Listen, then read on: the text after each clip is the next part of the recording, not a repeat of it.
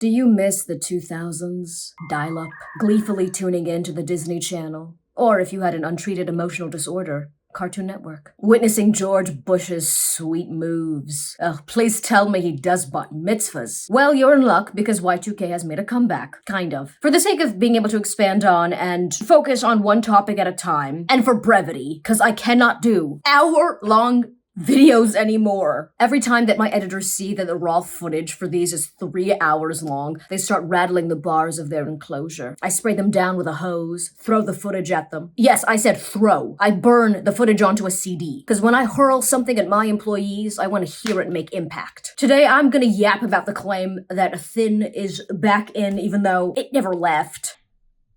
The best aspect of the Y2K revival is definitely the return of some of the era's fashion. Some, not low waist.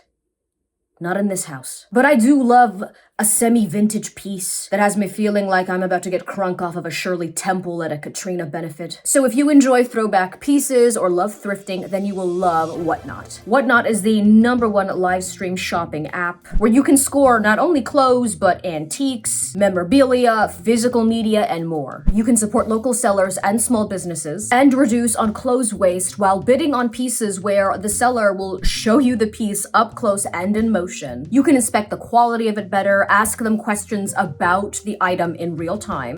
It's not transparent. How stretchy? It's really stretchy. Hold on, if I loosen this, it's like 14 to 20 stretch. With the goods usually listed on the side of the live stream, so you can check them out and bookmark whatever you like ahead of the auction. If a piece really catches your fancy, you can click on the piece, check out the measurements, close-up photos, see if you think it'll be a good fit, and then place a pre-bid on it. Thank you. Thank you. I had my eye on this black skirt in particular, because I already had an outfit in my mind, and your girl won it. The starts to musings of a crouton. Thank you so much. You can also bookmark future shows that you want to tune into and check out all the merch that will be available during that auction ahead of time. Use my link or scan the QR code to get $15 off your first purchase anywhere on the app. So this crop top that I won, for example, would have been free. Plus, if you follow me on Whatnot, you will automatically be entered to win $500 in Whatnot credit that could get you this. The winner will be selected 1 month from today. So, the upload date. So check out Whatnot. Okay, so there's gonna be portions of this video where I'll be discussing, slightly more serious matters. Tactfully and with humor, I hope. And not because I don't understand the severity of these situations. If anything, it's precisely because I am intimately familiar with how serious some of these issues can be. And I refuse to let it rob me of my joy. So let's establish one thing. At the core of most disordered behavior regarding food, which throughout this video I'm going to reference as either ED or patterns or behaviors, etc. You'll understand when I'm referencing it. Bear with me, okay, because you can't even casually mention certain issues on this platform because unfortunately whatever's filtering out the metadata does not understand context or nuance. Regardless, at the core of this sort of behavior is not necessarily the desire to be thin. That's part of it. Matter of fact, the cultural image of what this issue looks like is nearly always represented using, a fairly emaciated person. Despite the fact that most people dealing with this will never get to that point, thankfully, nor do they want to. There's a lot of people, that deal with these sort of behavioral patterns where the objective is not to actually get to the extreme end of the spectrum. Sometimes it's to look like what technically speaking is still within like a healthy range. If you're looking at the men who compromise a growing subsection of this community, a lot of their objective is to, if anything, grow larger. What's important to remember is that at the core of this behavior is a deep, desperate need for control over one's life. So during any analysis of a period of history where the body trends skew smaller, key factors to consider are any stressors that would make an individual feel helpless. Cultural and political shifts, that directly contribute to beauty standards, they are a factor, sure. These beauty trends don't exist in a vacuum, but these are not things that tend to push a person from what you would consider maybe the standard insecurity that comes built in with being a person at this point into actually developing those, disordered behavioral patterns, especially on the more extreme end. This is why people with obsessive compulsive tendencies are more likely to struggle with this. One of the most persistent theories regarding why thin is allegedly back in, is the more conservative cultural shift over the past few years. I think this shift, if anything, has manifested more in the language that people are using around aspiring to be, skinty, and the shamelessness with which people are pursuing this felt ideal, rather than the desire itself. Like, in short, I don't think it's more people hopping onto this bandwagon. No, they've been there. They're finally just going mask off. They're done with the veneer of, caring about health. They're done with the political correctness of it all. Cue that Big Back song. Also, let me just say this, some of the most aggressive perpetuators of that thin hyperfixation were coming from spaces and people that are not socially conservative, and were very prevalent during the 2010s, which now gets associated with, the BBL trend and body positivity. That decade, it didn't lay the foundation, because the obsession with aesthetics was already a well-established part of the beautiful, Mountain Dew stained tapestry that is our culture. But, the decade definitely added to it. And let's not conflate, an actual desire to be healthy with our cultural vanity. I get that having a fit, healthy body and that being seen as desirable is not some sort of completely arbitrary ideal. Outside of certain, political and cultural factors, certain physical ideals do exist because they are reflections of good and consistent, healthy patterns of behavior. But, let's be real. We do not have a culture, media, or even health and fitness industry that genuinely values health over aesthetics. Best case scenario, they'll take the people that, overlap. But if the aesthetics are achieved via unhealthy means, those individuals can still get put on a pedestal. Look at any men's health magazine cover where the model is blasting, the level of gear that they give cows to bulk them up right before they get slaughtered. As someone who's been getting more into weight training, it's actually quite ridiculous that the men's fitness subsection of online culture, first of all, way more drama than anything going on in the female section, okay, has been so inundated with young men who are clearly on something, to the point where there's men who actually have been fit and consistent going to the gym, will post their natural, quite impressive physique, and you got a bunch of people being like mid, you don't even look that good. You're supposed to be a trainer, you're not even that buff, right? This is what I'm talking about when I say it is aesthetics over actual health. A lot of people don't even know what that looks like anymore. The less politically correct linguistic shift is definitely present in online humor, like retard is back. So is calling things fake, but also gay. It feels a little fake and gay. Gotta tell you guys, it feels a little fake and gay. Those 10-year-olds on their crusty family desktops back in 2008 used to throw that phrase around in scenarios where it didn't even make any sense. Like they'd commented on footage of 9/11. Wait.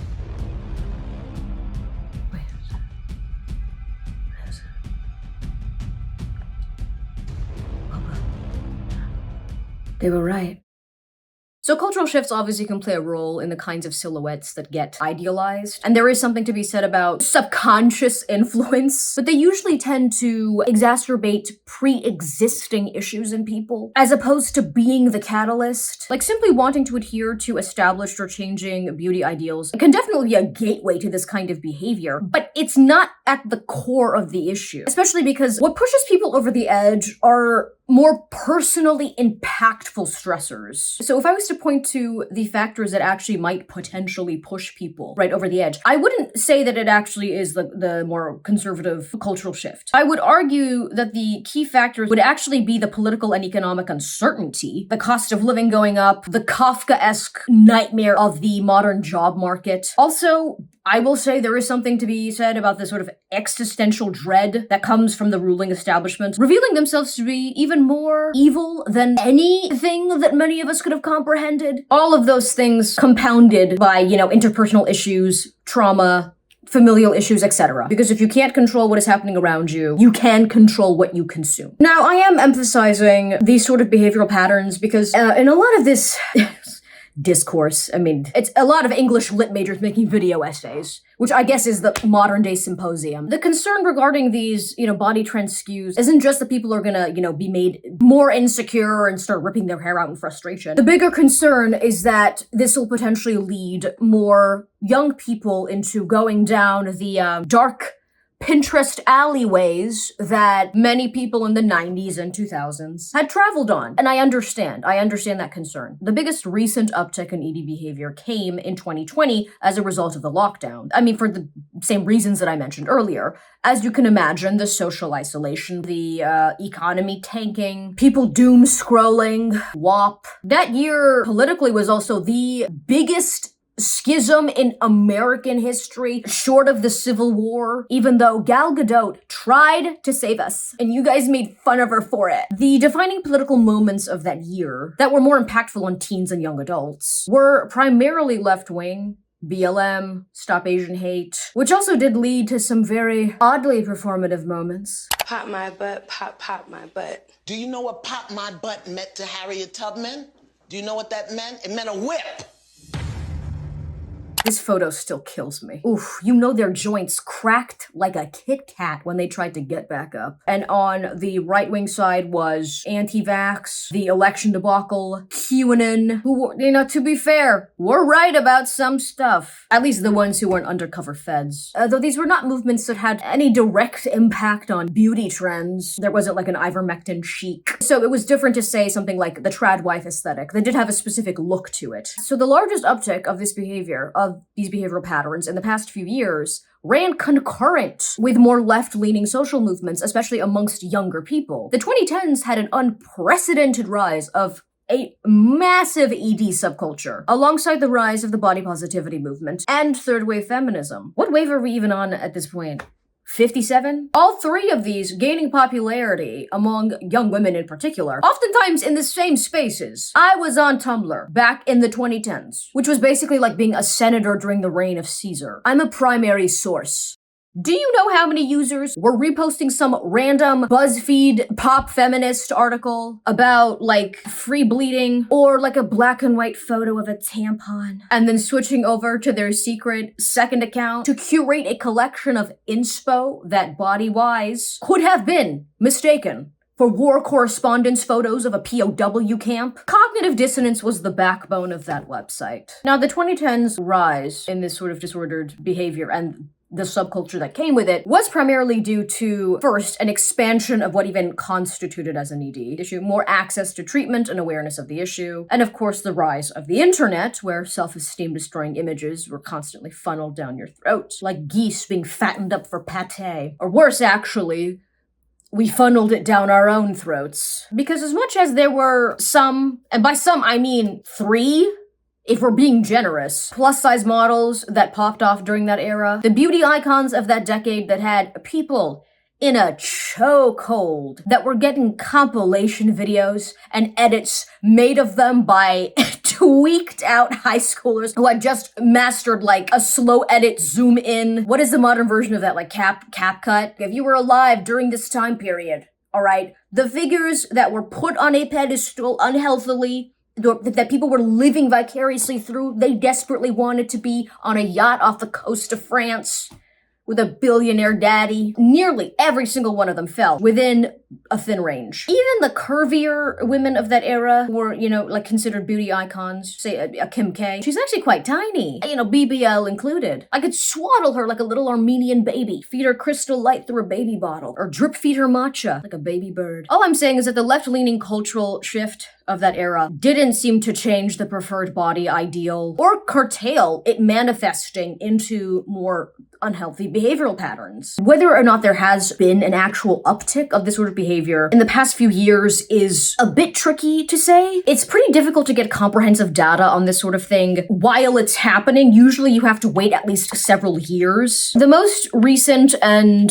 comprehensive enough study that I could find on this was from 2020 to 2023. From 23 to now, the rates of this going up. I'm not talking about like people anecdotally reporting that they're more concerned about this. Objectively, I don't know. I don't have the information to say yes, there has been another uptick. I think that is possible. It is also possible that the rate of growth is going to be consistent with what it's been over the past few years, because unfortunately from 2000 onward, there has just been a gradual uptick in this sort of behavior. Whether or not it will be an uncharacteristically high increase relative to other years, however, I cannot definitively give a yes or no to that.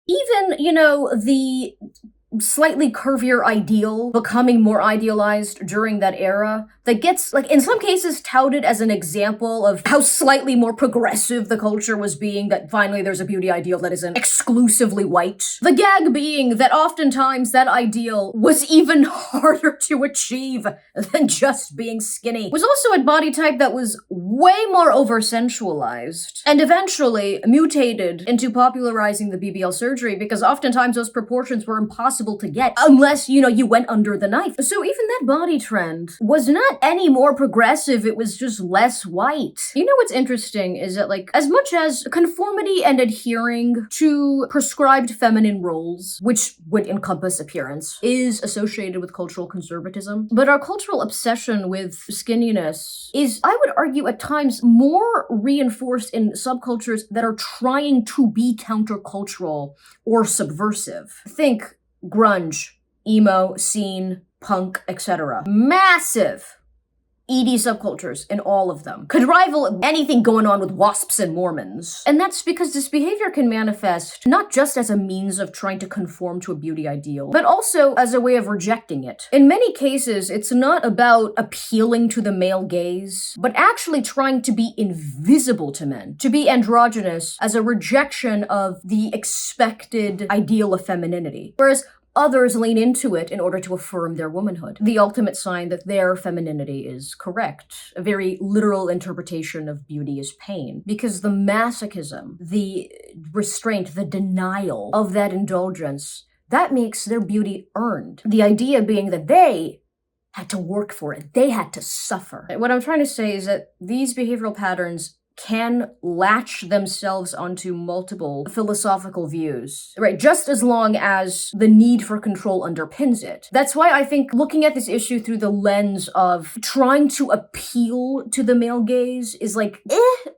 that's part of it for some people, but for a lot, it's actually the exact opposite. The modeling and fashion industry, the biggest culprits of glamorizing unhealthy ideals, represent the flip side of the misogyny coin, where fascists or authoritarians would view women as, broodmares for the state, which I would argue, by the way, actually keeps them from fully promoting ultra thinness, because that might interfere with fertility. And frail-looking people are not good for propaganda. You know what is?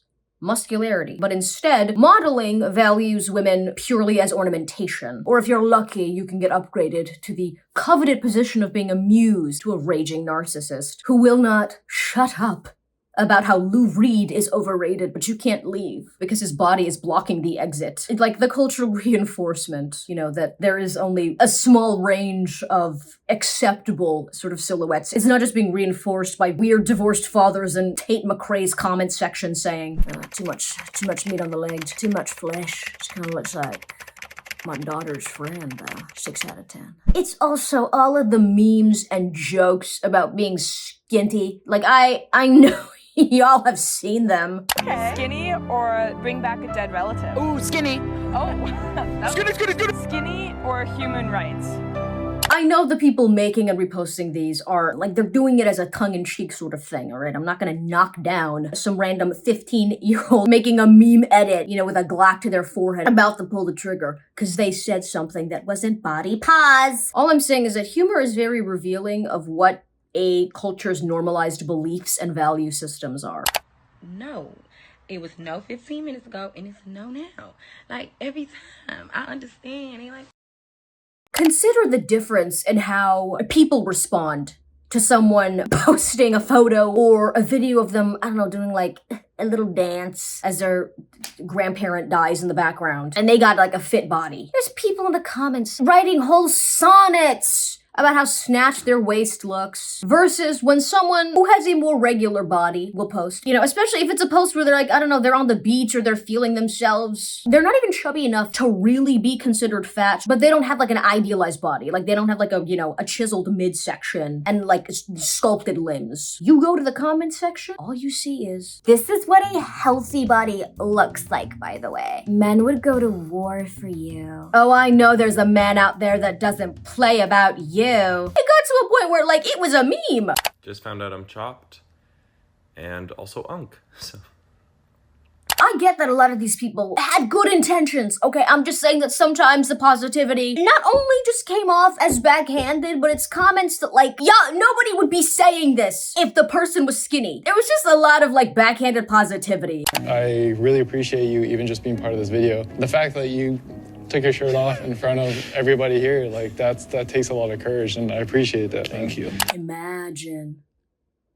Imagine brave.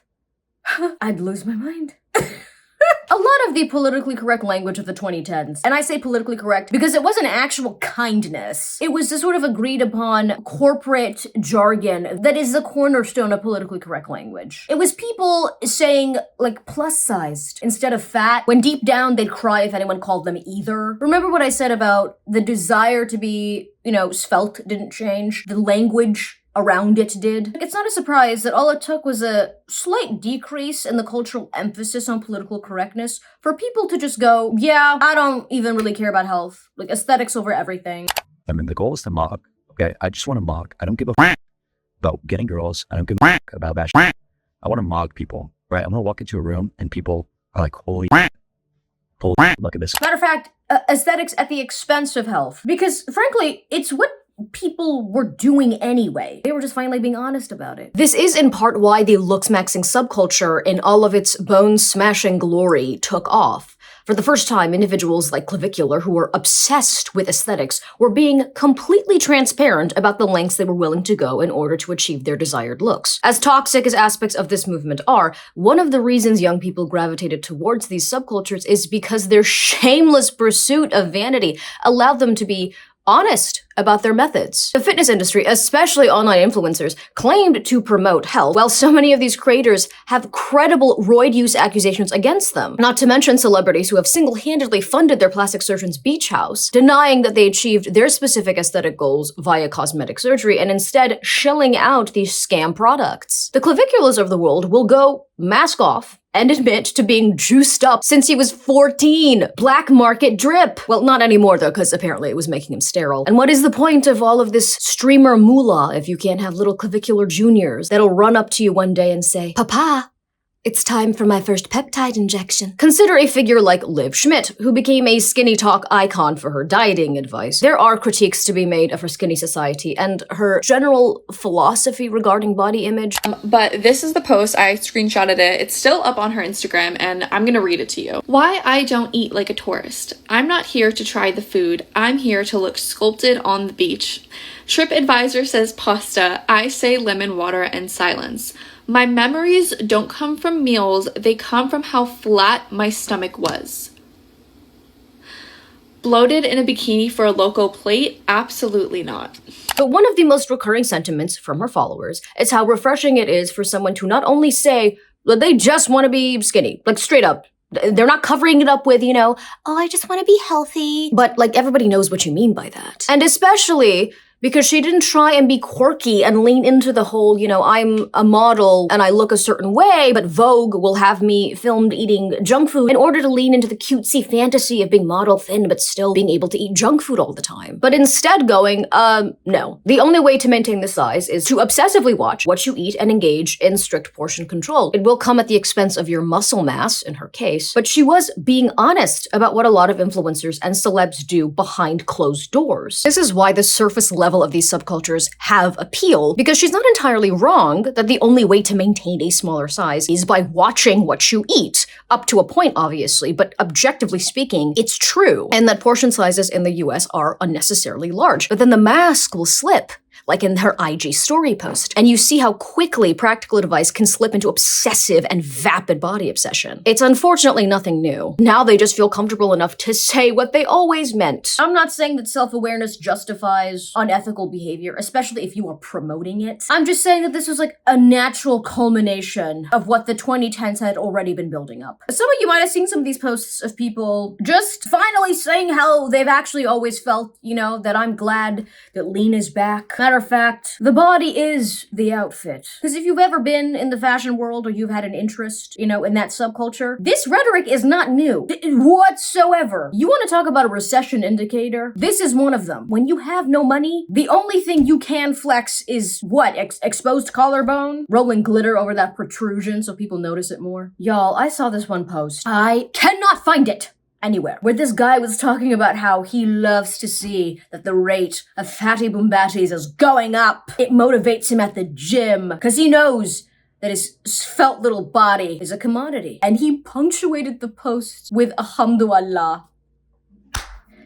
You want to talk about a cherry on top? Soon flashing your abs is going to be an adequate substitute for Apple Pay. I think that's already happening in Denver. And technically, the rarer being in shape is, the more of a commodity thinness actually becomes. And this is why when people talk about Ozempic and Mounjaro being more accessible might make being thin, less of a rarity. I don't think that's gonna happen because the rate of obesity is still going up. I still think it's gonna continue to go up, even with drive-through injections of this chemical cocktail, at least within the next few years. More people are on it, but most people aren't. Maybe, decades from now, technology will advance enough where being ripped, it won't even be rare. You could buy the substance out of a vending machine or something. I'm saying that at least within our lifetime, I don't think you're gonna see a new wave of skinny people walking around. No. We're just gonna have slightly more chubby or still technically obese people who just used to be morbidly obese who now have gastrointestinal issues as a side effect of these medications.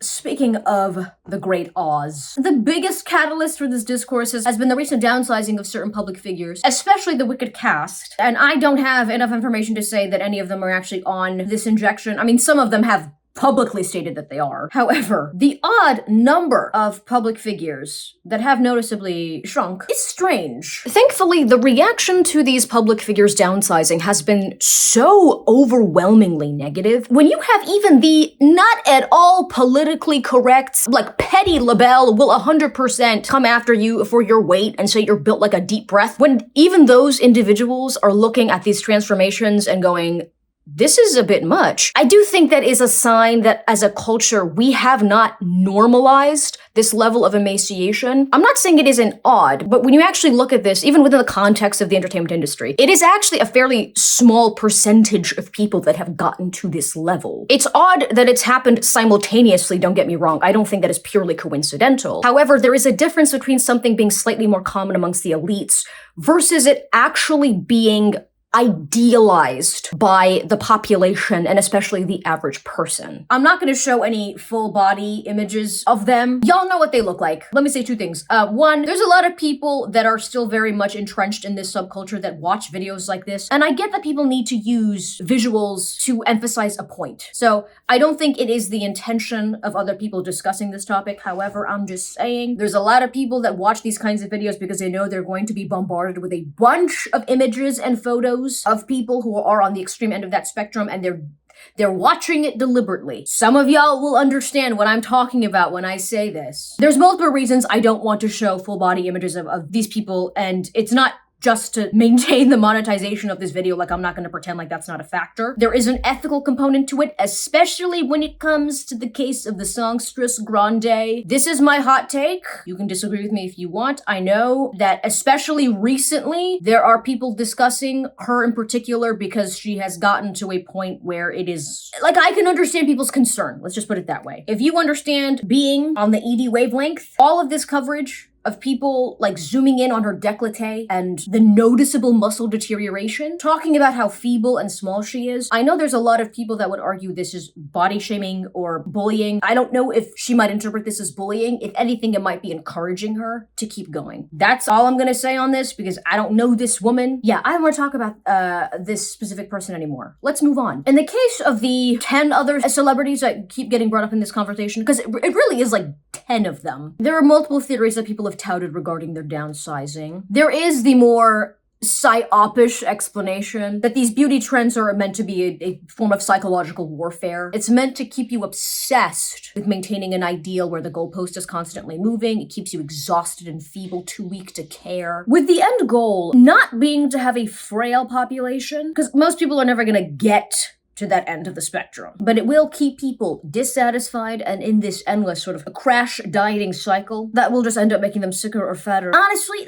the diets aren't even necessary. The number of personal stressors people are just going to be eating to cope. That's already a way the population is being subdued. Other theories include the commonly touted one that now that the proletariat are getting our grubby little hands on things like Ozempic, perhaps as a sort of preemptive move, the elites are shifting the goalpost as to what is considered as sort of an ideal thinness in order for them to still have a sort of distinct and unattainable aesthetic. Though, like I've said before, the mass is getting smaller, especially getting like genuinely svelte is something that I already don't think is gonna happen. If anything, them moving the goalpost might just be, I don't know, a form of hyper-competitiveness amongst themselves. Regarding the crop of actresses that have gotten considerably smaller recently, look, I don't know any of these broads, okay? First off, there's a lot of personal events and stress factors going on in their lives that we are not privy to. Remember what I said about control being a key factor? That might be a reason that some of the older actresses amongst this crop might have gotten a lot smaller. Not just, I guess, as an attempt at maintaining their career, or maybe because of the hyper-competitiveness in the industry, or because, again,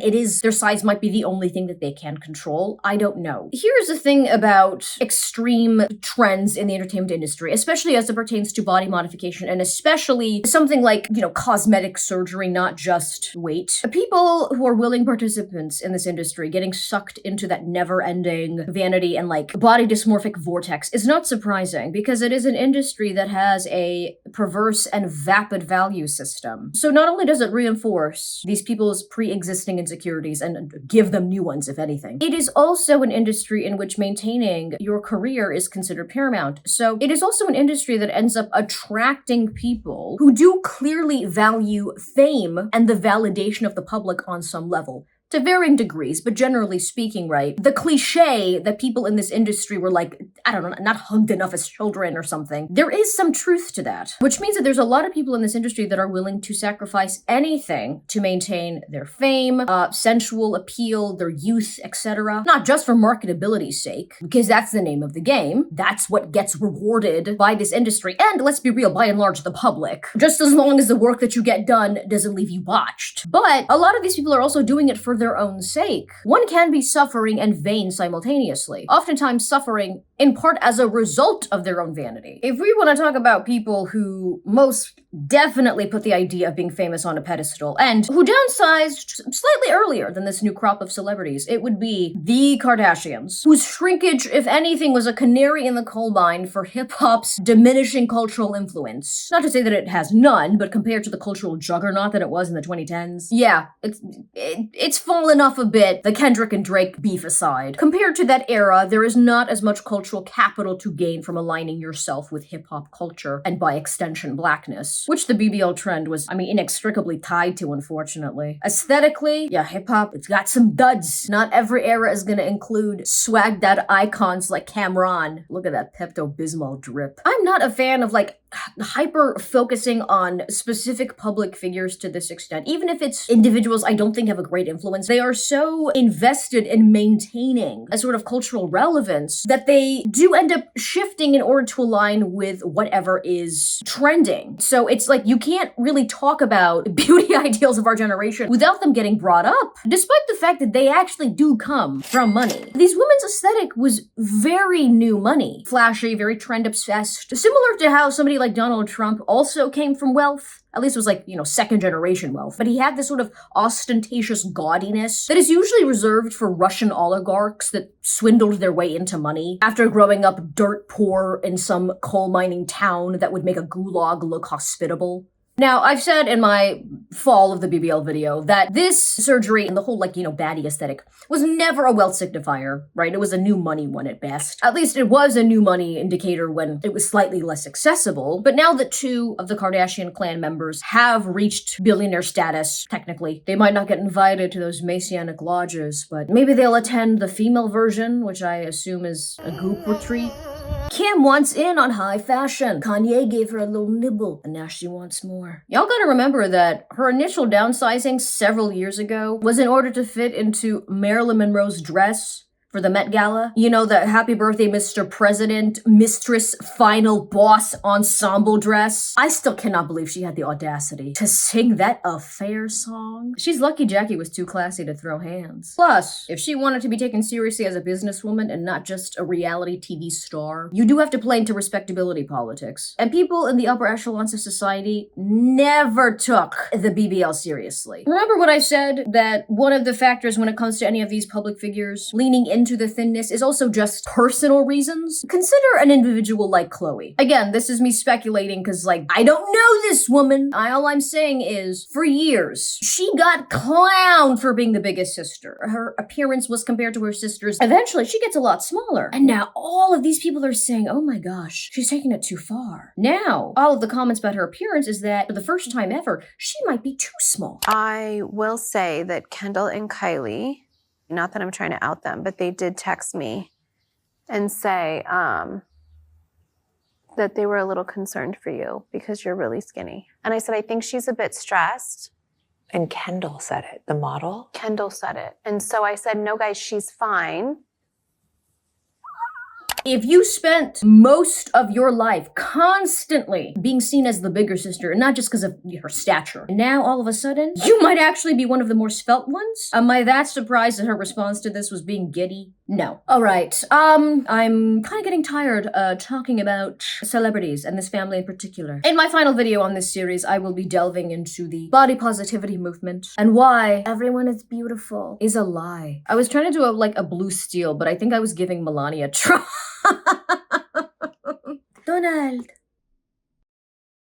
So do you agree, disagree? What is your take on the theories as to why there is this sort of bizarre revival of the heroin chic in Hollywood? It would be, flavored vape chic, right? I feel like that's more of a fitting modern label. Do you agree with my grande hot take? I'm not saying that I hope I'm correct. I'm just saying some of y'all might understand what I'm talking about. As always, like, comment, and subscribe. Hit that notification bell so you know every time that I upload. And as always, thank you for watching. Shout out to my top patrons. If you would like to donate to my Patreon, please click on the link in the description or down below. Thank you to my other lovely patrons. Your names should be scrolling on screen as I speak. Bye.